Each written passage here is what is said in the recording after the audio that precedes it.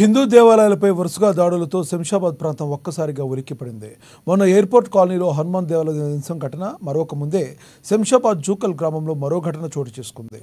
స్థానికంగా ఉన్న చౌడమ్మ పోచమ్మ దేవాలయంలో అమ్మవారి కళ్లను ధ్వంసం చేశారు దుండగులు. విషయం తెలుసుకున్న భక్తులు, ప్రజలు భారీగా గుడి వద్దకు చేరుకున్నారు. సమాచారం తెలిసిన వెంటనే పోలీసులు సంఘటనా స్థలానికి చేరుకుని పరిశీలించారు. నిన్న దుండగుడు వచ్చి అమ్మవారి శారీ, కళ్ళు, అన్ని దీపాలు అన్ని పాడేశారండి.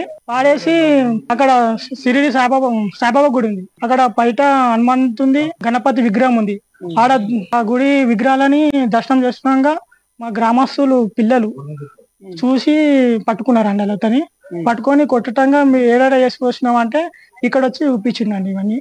అప్పటికి మా ఊరు గ్రామస్తులకు ఫోన్ చేసి చెప్పకల్లా అందరు వచ్చి ఆ దుండగుని ఈ గుళ్ళనే లాకేసినాం. లాకేస్టగా పోలీసు వాళ్ళు అందరూ వచ్చి ఆయన కార్లు వేసుకుని అంతా కొట్టినాం. దీని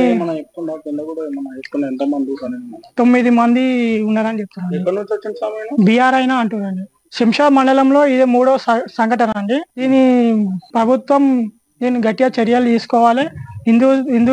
హిందుత్వాలని భావాలను దెబ్బతీసంగా ప్రయత్నిస్తున్న దీని ఇంకా ఎవరున్నారు అన్ని గట్టిగా చూసుకోవాలండి. వెంబడే అధికారులు చర్యలు తీసుకోవాలి. అతని ఉరి శిక్షణ చేసి ఇంకొక వ్యక్తి ఇలా చేయకుండా చూసుకోవాలి.